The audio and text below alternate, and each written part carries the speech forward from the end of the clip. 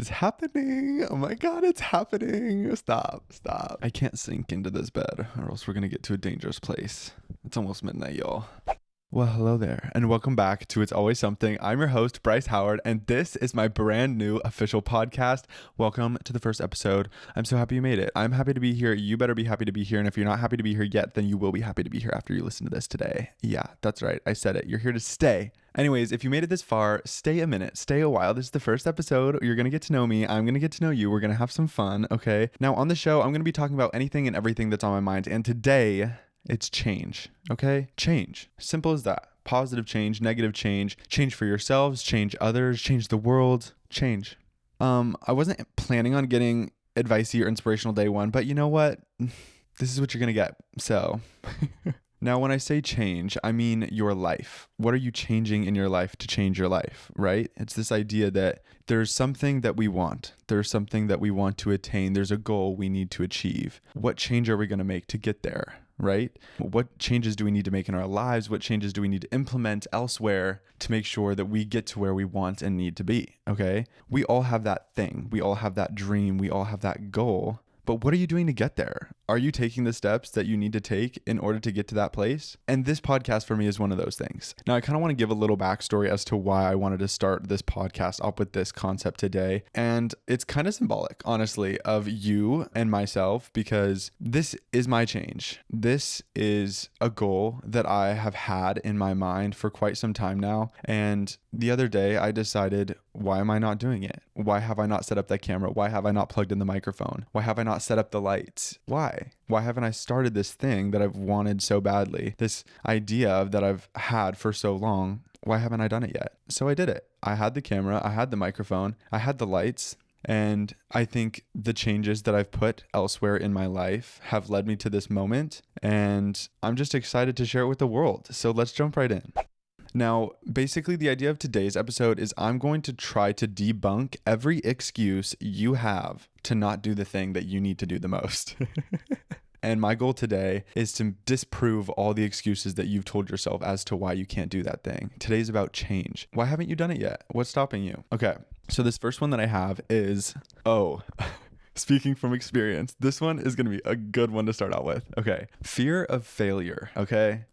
As a Leo, I relate to this so very much. I hate failing more than anything. Actually, more than anything, I hate failing publicly. And I can't help but share my life publicly. So whenever I fail hard and I fail publicly. I kind of turn the tables on fear of failure. I use it as a sign, right? Every signal that our mind and body tell us is there for a reason, okay? Anxiety is there for a reason. Depression is there for a reason. They're signals that our brain is telling us either something is right or something is wrong. They mean lots of things, right? So I think of nerves. Like when I step out on stage, I'm nervous. I equate that to care. This proves that this is something that I'm passionate about. This is something I care about doing well. So when I look at fear of failure, I kind of associate that same quality with that idea that like, okay, this is my brain telling me that I care about this thing. This is my brain telling me that I'm passionate and excited about this thing. I don't have to react to the way my mind tells me to. I don't have to react anyway. I don't have to behave in any sort of way. But observe that, notice that, feel it,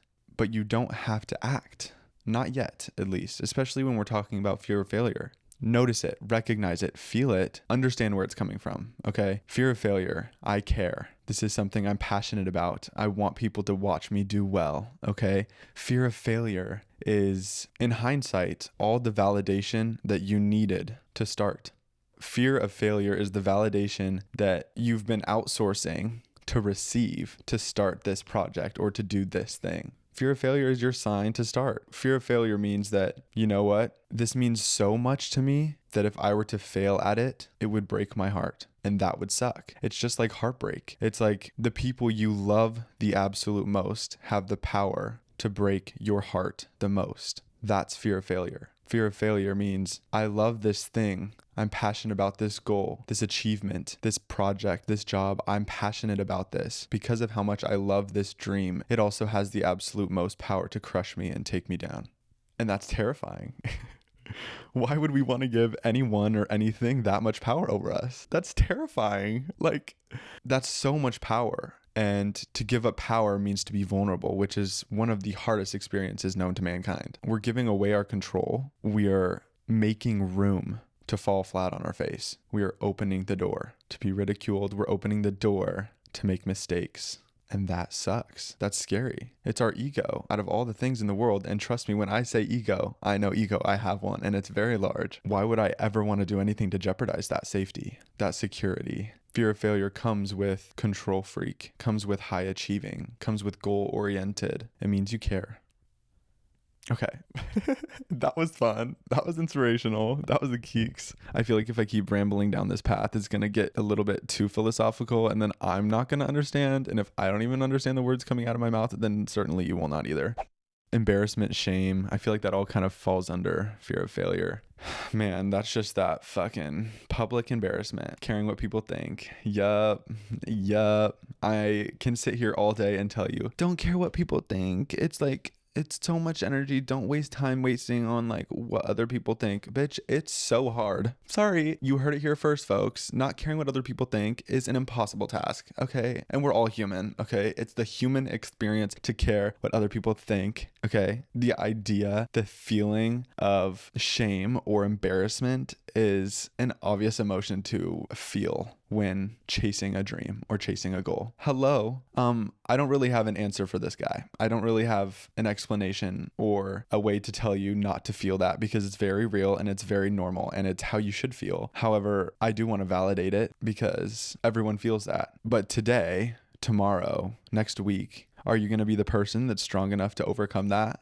Or are you going to be just another bitch at home, too scared to push themselves or too scared to take the next step? If you let other people's judgment dictate your future, then you're no longer living. You're certainly not living for yourself. That doesn't sound like a life I want to live. We talk about control and giving up control. We talk about, honestly, fear of failure and embarrassment are kind of opposites because fear of failure, you're too scared to give up your power. You're too scared to give up your control. You're too scared to leave it up to other people. But with embarrassment and shame, you've already done it. That's the saddest part. With shame and embarrassment, you've already assumed that everyone disapproves. You've already given your power away. If you're embarrassed, if you're shameful, you've already lost respect for yourselves. How do you expect to get respect from other people? Literally, I'm not going to quote RuPaul's Drag Race on my first episode, am I? Yes, I am. If you can't love yourself, how the hell are you going to love somebody else? Can I get an amen up in here, bitch? Like, couldn't have said it better myself, and I won't. I'll leave it to Ru. Okay, next up. This one's pretty valid. Lack of resources, okay? This one is hard to argue, okay? Lack of resources. There are a lot of things that none of us can do because we don't have the thing we need in order to have it. Biggest, most obvious example of this, money. Hello, I want to wear the nicest outfit on the nicest red carpet with the nicest people. I don't have the money for that. I don't have the resources for that. I can't just do that. Shit, I want that job. I don't want to go to college. Like, transactional. That's what I think of when I think of lack of resources. It's your dreams, your career doesn't quite see the value you have enough to do that thing yet. It's the world saying, you're not valuable yet. You're not done cooking. You're not ready yet. That's what lack of resources means to me. Lack of resources means you're not ready yet. It's the world, it's the universe saying, there's a few steps we need to take to get there first. Lack of resources is never 100%. We've seen a million stories of people going from zero to nothing and from everything to nothing overnight. Okay. I'm not saying that you are going to wake up and be fucking Bill Gates tomorrow. And I'm not saying that if you're rich and you're behind the screen right now, that you're going to wake up tomorrow and be poor and living on the side of the street. I'm not saying that, Diva. But what I'm saying is it's possible. We know it is. We've seen it. And I'm not saying it's easy to get out of your current situation by any means. I will preach that till the day I die. Do I think that some people have it better than others? 1,000,000,000%. And I'm sitting across this camera from you telling you that I've had it pretty fucking easy. Telling you that right now. So easier said than done. However, anything is possible. If it's finances, figure it out. If it's school, figure it out. If it's work, figure it out. If it's sports, figure it out. Take those steps. Lack of resources to me means here's my end goal and here's where I'm at all the way the fuck over here. That's what lack of resources is an excuse of. Now, why I don't think this is a valid excuse is because obviously you're not going to go to here, okay? There's lots of pieces to this puzzle missing. There are lots of steps on this path to get to where you want to be. Preaching to the choir here. I need to take my own damn advice. But step one, what's it going to do? What's it going to be? Step one, okay? It's great to have an end goal, but what's tomorrow? What's tomorrow's goal? What am I going to do tomorrow to get me one step further, one step closer to doing that thing that I've always wanted to do, to being that person I've always wanted to be? What's the next step? Not, I want to go from fucking can't sing to Beyonce or can't act to Jim Carrey. Like, that's the way that the world goes round, Difa. You know, step one, wake up tomorrow, cook yourself some breakfast, and do one thing that you can go to sleep and think to yourself, that thing is one step closer to my end goal. Step one. You could have 10 steps in your journey to your end goal. You could have 1,000 steps, okay? Depends on your goal, depends on who you are, depends on the steps. There's lots of factors, but what I'm saying is step one. It's going to look different to you. It's going to look different to me. It's going to look different to everybody. But stop glamorizing the end goal, Diva. Hello? We got to get there. Can't be excited about being there if we haven't even gotten there yet. Hello? This kind of literally leads me into my next note that I wrote down was glamorizing the end goal and start chipping away at your prereqs. Now, this is a problem that I have with myself. Okay, my problem. Oh my God. I just realized I thought I've been talking for like an hour and I just looked up at the clock and it only says 23 minutes. 23 minutes. I thought I was talking for over an hour and I just looked at the clock on my monitor and it says 20 minutes. 20 minutes. This is me right now under stress. This is me contemplating. Can I do it? Am I going to make the change? My wheels are turning right now. Everything in my brain, my fear of failure, my shame, the glamorization of my end goal is firing. I look at myself on this monitor, I look at the clock, I look at the camera, and I see, fuck, I can't do this. But what is it trying to tell me? Its instinct is to say, fuck, I can't do this. I can't do this. This is too hard. I thought I could do it. I can't do it. That's what it's telling me. That's what it's telling me to do. Run away. Hide. But instead, I'm going to sit here in this discomfort and I'm going to keep talking. I'm going to keep talking to you. I'm going to keep talking to myself because I'm alone in this room. Yes, indeed I am. The original title of this podcast episode was It's Time, not It's Change, because I figured like, oh my God, first episode, it's time. Like it's time to start a podcast. And then it kind of morphed into It's Change, baby. Because like the idea was it's time to make change, but that's not a good title. That doesn't follow the brand. I'm getting comfy, guys. I'm sorry if I'm going to keep talking. Like I said, it's only been 25 minutes and I need to get at least to an hour. Come on now. Especially because I'm still going to cut some footage. And if I cut footage, which, hello, I will be because I did a lot of rambling there in the beginning. It's going to be even less. I want at least 30 minutes for the first episode. I feel like that's kind of important. Maybe not. Is this bad? I can't go to sleep. I can't be done recording an episode. The last thing I said was think about your change. Now change it, bitch. God, I can't complain about this because I am Little Miss Queen of excuses, okay? I love excuses. I love excuses so much. I literally die for excuses. I think excuses are literally the best. I love having a reason to not do something that I don't want to do. It's my favorite thing in the entire world. Like, who doesn't love excuses? They're the greatest. They're the most validating human experience of all time. How validating to have an excuse. How amazing does it feel to say, I don't want to do something, and here's a reason why I'm not gonna do it. God, that's what sucks about them though. They're so shitty for you. They're so bad. Excuses are the worst. That's why they're so dangerous. They're so validating. And who doesn't love validation? Who isn't getting enough validation? You, me, none of us. We're not validated enough. It sucks. We're all a bunch of humans running around looking for validation. So how amazing is it to do that for ourselves? Hello, that's an excuse. Whoever invented excuses, kiss me on the mouth. But anyways, I'm validating that as a human experience. I'm validating excuses because I know how amazing they are. I know how great they are. And I know how addicting they are. And that's the worst. It's literally an addiction. It's a chemical in your brain saying, if you do this thing, I'm going to make you feel worse. And if you don't do this thing, I'm going to make you feel better. It's manipulation. And we're doing it to ourselves. Gag. Fucking gag. Oh my God, where'd you go? I'm back. My camera has a setting on it or something that like automatically stops shooting after 25 minutes or 30 minutes. She got scared. It's okay, girl. Me too. I was probably going on a tangent. What was I talking about? Oh, excuses. They're the best. But yeah, we're all validation hungry. So why wouldn't we like give that to ourselves when we can? Absolutely. But it's an addiction. That's where I was. We're addicts to excuses because they feel so good. Excuses feel so good. Now here's how we break the cycle. Okay. And I'm doing it with you. But anybody who's watching from home and you know me, this is a very hypocritical conversation because I'm really good at making excuses. Ask anybody who's texted me in the last 24 hours how good I am at making excuses, because I guarantee 75% of them would validate, yes, Bryce, queen of excuses. Okay. Here's how we break the cycle together, because I'm willing to do it, because it's like bad. Like I'm so bad at making excuses. I love not being at fault. I love not being the reason that something isn't happening. I love an excuse. And then when you get so addicted to excuses, it just becomes lying. Then it just turns into lies. And now, what's it called? What's it called when you lie a lot? Am I going to have to Google this right now? That's so embarrassing. Pathological liar. That's what it is. Yeah, symptomatic right here. Let's work on it together. I'm here. I'm ready to make change. I'm ready to make change, but I can't do it alone. Oh my God, that's such a good point. Since this whole podcast episode is about change, that's a good point. How to be successful? God, ask for help.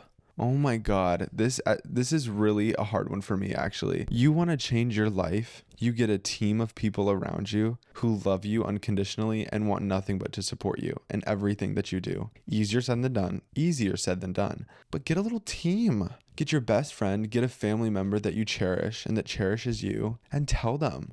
Lay it all out on the table. Lay it all out on the table. Say, you know what? I want this thing. I want to achieve this. This is my dream. This is my goal. People that will take you seriously. That's important here. You need to feel comfortable enough at this table to not be embarrassed. These are people that are not going to judge you. Okay. So like if you have a very realistic grandfather that doesn't want you to like chase your dreams and wants you to go to college and get a job at an office, nothing against going to college and getting a job in an office, just using it for context. Maybe telling him that you want to be a pop star is like probably not going to go over well. Here's a thought. Maybe don't do that. But maybe your childhood bestie, fuck yeah, dude. Like be a pop star. Like I want to be a pop star. Who doesn't want that? Like seriously, open the door for people in your lives to love you. And it'll bring you so much closer to the people you love. I can think of 3 people. I can think of 3 people who will take me seriously no matter what I say to them. Okay. And even if they don't 100% support me, even if they don't 100% believe in me, it's not what I'm asking for. I'm asking for support. I'm asking for you to not think that this is realistic. I'm not asking you to believe me. I'm not asking you to tell me I can do it because I think I can already. But if I'm going to shoot for this goal, if I'm going to attack this thing head on, I'm going to fail.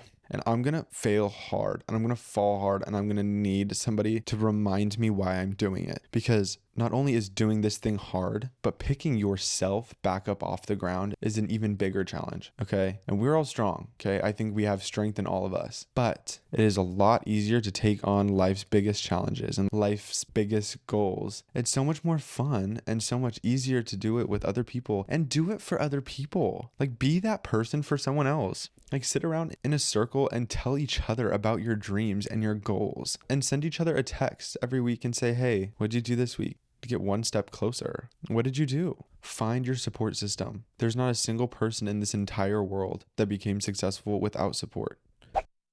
Sorry, I live in an apartment complex and sometimes there's noises and sometimes there are people. I'm also on the floor unit, so there's no one underneath me. There's just people on top of me. The upstairs neighbors love her to death. I've never spoken to her in person, and I think she has a dog. She has to have a dog because I hear those footsteps running around all day. She also loves to vacuum at 11 p.m. Right on schedule every single day, 11 p.m. She's a clean girl. She's vacuuming every fucking night. Girl, we have hardwood floors. Sure, I have rugs that like need vacuuming every once in a while, but girl, we have hardwood floors. Why on earth are you vacuuming? Sorry, grab a broom. It's so much more courteous of your neighbors. Oh my God, I'm such a diva. I've never lived in an apartment before and I've been here, 2 weeks? So everything is a new experience for me. I get scared to sing in the shower because I feel like everyone can hear me, but that's neither here nor there. You know what? I have no idea what's going to happen when I pull this footage. I may have made a huge mistake. I may watch this video back. I may listen to this podcast back and really think I made a mistake. Really regret telling my friends that I'm starting a podcast. Really regret telling my mom and sending her my podcast. There's a possibility that that is going to happen. But I'm willing to accept that as a potential outcome because I care so much about this project. See? Practicing what we preach, bitches. This is what you got to do. You know, remember how I told you that like excuses and like embarrassment and shame is like you manipulating yourself, and making excuses is like you manipulating yourself and gaslighting yourself into thinking you can't do it? Yeah, we're pulling an Uno reverse card, okay? But now we're manipulating ourselves into thinking that we can do it. That part. Let's be delusional. Oh my God, a new title of this episode, it's delusion.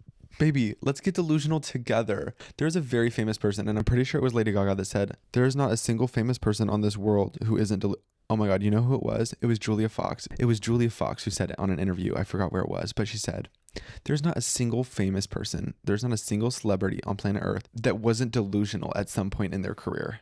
And that is so fucking true. There could not be a more truer statement. Like, yeah, someone had to literally like invent things that like never existed. And at one point in their lives, they were like telling people around the dinner table, like, I'm going to make this thing. I'm going to invent this thing and it's going to work. People are going to use it. I guarantee every single person at that table was like, God, you're an idiot. Like, what do you mean? What do you mean light bulbs are going to exist? What do you mean television screens are going to exist? What do you mean microphones are going to exist? What do you mean we're going to have trees in our house? What do you mean we're going to have animals in our refrigerators and their offspring? Delusion. Delusion makes the world go round. Hello, delusion makes change. Oh my God, you guys, I just cracked the code. Delusion makes change. God, I don't even think I'm smart, but sometimes I really think I cracked the code. Delusion causes change. I'm going to put that on a t-shirt. I'm going to put that on a hat. I'm going to trademark that hoe. Delusion does make change. Be delusional, okay? Be nice, be kind, be patient, okay? Don't be an asshole, and don't make it yourself like look like a rude person. And don't be like crazy. Like, let's not like break the fucking law and tell them I told you it was okay to be delusional. Keep my name out of your mouth unless you want it there. I don't mind. Unless you're ugly. Just kidding. If you're ugly, I still love you, but I probably wouldn't put you in my mouth. Oh my God, I forgot what we were talking about. Delusion makes change. I'm sorry.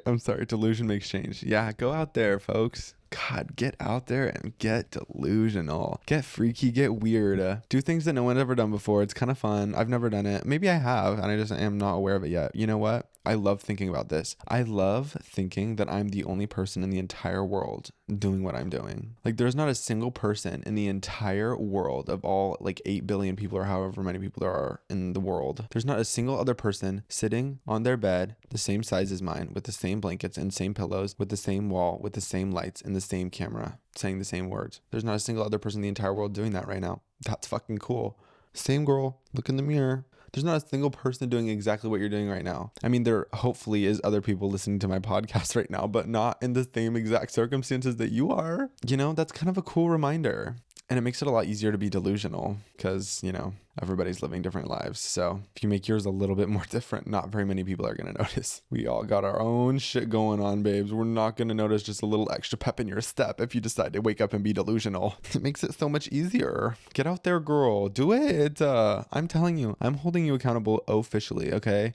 I think, honestly, I'm looking at myself in the monitor, and since the beginning of this episode, I've slowly shrunken down this wall. I think when I started, I was all the way up here. My head was at the top of the frame, and now I'm right in the middle. I think we know what that means. The closer and closer I get to this pillow, the more and more it tempts me, okay? And there aren't a lot of things tempting me in my life right now, but this pillow, fuck, it's doing it to me. I ran out of melatonin, so it's a little bit past my bedtime. That's okay. I'm gonna go and get some more from Costco tomorrow. Now the show is a lot of things, and every time I turn on this camera and turn on this microphone, I have no fucking clue what I'm gonna be talking about. I mean, usually I like pre-plan like a little bit. Like even today, I wrote down notes. Like, I promise, I'm not a liar. If you're watching at home, this is a notepad. Wait, does it have bad words in it? No, it just has notes. So next time I'll probably plan a little better because, you know, like I said, we're all learning. Every time I do this, it's the first time I'm doing it. So we're learning. I probably am going to take more notes next time prior to turning the camera on because I think she kind of went everywhere, but that's okay. That's okay. First one, you know, no one's really going to listen to this more than likely, and it'll just be for me, and the clips will be funny. Like that ugly person joke I made. Sorry. Sorry, it was a joke. It's not that serious. I'm delusional. Remember, you can't blame me. See, there's an excuse. Wow, this is a full circle moment. Okay, it's time to plug. It's time to do that thing where I tell you to go follow me on everything. Don't forget to go follow It's Always Something on all platforms, including Instagram, TikTok, and wherever else you are streaming your podcast from. I'd love to have you join the family, and I want to get you more involved in my videos. I would love to do a Q&A, especially because I'm so new to this. I would love to just sit down and, shocker, Leo, talk about myself. So I think that would be really fun and cute, and I'm probably gonna ask some questions, especially regarding future episodes, if I want to do like story times where I like read your stories, or like advice when, like, you know, I ask you about your circumstances and then I like tell you how to solve your problems. That would be so fun for me. I would live, laugh, love that. Ugh. Okay, anyways, plugging. That's right. Go follow me on all social media platforms everywhere at It's Bryce Howard, and especially on YouTube, because I believe that the YouTube should probably be at least a concept at this point. It should be launching with here in the next few weeks at It's Bryce Howard on TikTok, Instagram, Snapchat, Facebook. I don't know. There's too many of them nowadays, but I'm on all of them at It's Bryce Howard. And go follow the podcast at It's Always Something Podcast, where you'll find episode updates and you'll find questionnaires for future episodes. All the things that you need to stay in the loop will be there. Go find it. Go spend your time. I'm probably going to clip some of this podcast to be up on social media anywhere. So whatever. I need a cute little outro. I think I had something in mind. Oh yeah. I don't know. Well, maybe. But anyways, I hope you enjoyed today's episode on It's Always Something, because every episode is going to be a little different. The format is going to change. I'm still learning. I don't know how to really edit yet, so that's going to be a whole nother experience in itself. But you know what? How fun is it to be a part of the ride? Am I right? Like, how fun is it to be along this journey with moi? Like, this is going to be so funny. I'm going to look back at this episode and be like, oh my God, remember my first episode of It's Always Something podcast? Like, do you remember that? How embarrassing. How bad was it? Let's go look back at Bryce's old podcast episode. That's this monumental moment. Someday, this is probably not going to age well. And someday, I'm going to be tweeting about it. Or you're going to be tweeting about it. Haunting me in my nightmares with my own words. Lord have mercy on us all. It is 12:47. I need to go to bed. My name is Bryce. It's Bryce Howard. And this is It's Always Something. New episode streaming every Friday at 9 a.m. Pacific Standard Time. And this is the first episode ever. So mark your calendars, every Friday, 9 a.m. Pacific Standard Time. I actually live in Tennessee. This is kind of a little secret little get to know me. I actually live in Tennessee, where we're on Central Standard Time. So if you are in Pacific Standard Time and watching this at 9 a.m., then it's actually 11 a.m. for me and 12 p.m. for New York City. Maybe I should have titled this It's Time, because that's confusing in itself. Good night.